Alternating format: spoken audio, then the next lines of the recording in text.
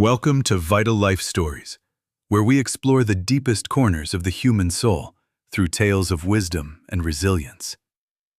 Meet Thomas Gray, a humble lantern maker who poured his heart and soul into crafting lights for his small, bustling village. His hands were rough from labor, but his touch was gentle, ensuring every piece of glass was polished to absolute perfection. However, peace was often disturbed by Mr. Clark, a tax collector who saw greed where there was only honest, hard work. Clark frequently accused Thomas of inflating prices, claiming the materials were cheap and the labor was nothing more than a scam. Thomas would desperately hold up his ledgers, trying to explain the cost of high-quality oil and the durability of the frames. The villagers gathered around, listening to the loud accusations, their eyes filled with doubt as the seeds of suspicion were planted.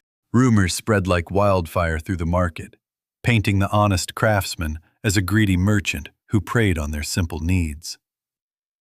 Every night, Thomas lay awake, his heart heavy with the injustice, wondering why the truth was so impossible for them to see. The more Thomas tried to clarify his pricing, the more Clark twisted his words, turning simple explanations into proofs of guilt. It felt like screaming underwater, where every ounce of energy spent trying to be heard only resulted in silence and exhaustion.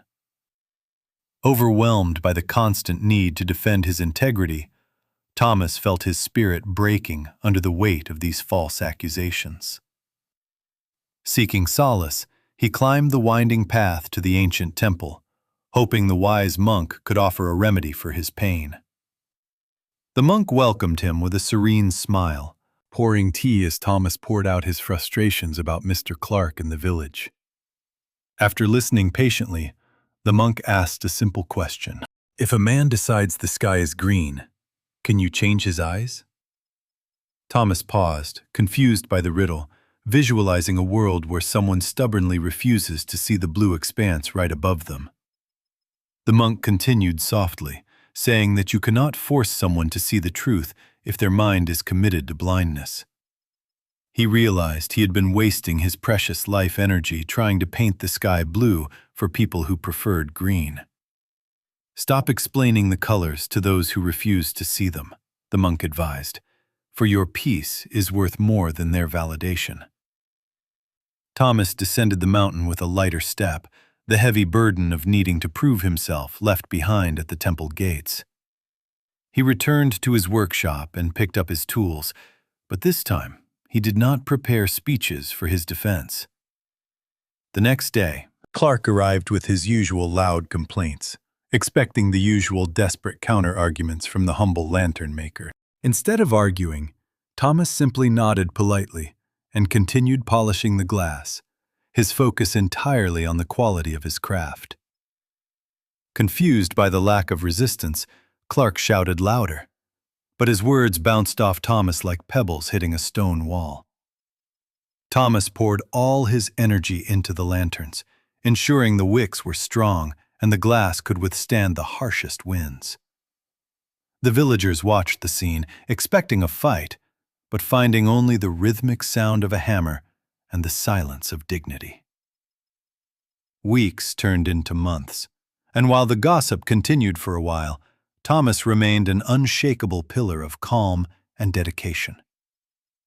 One evening, a terrible storm struck the village, with howling winds that threatened to plunge every home into total darkness. The cheap lanterns that Clark had praised from other vendors flickered and died, unable to withstand the ferocity of the gale. Yet, outside every home that had bought from Thomas, a steady, warm light continued to burn, defying the raging storm.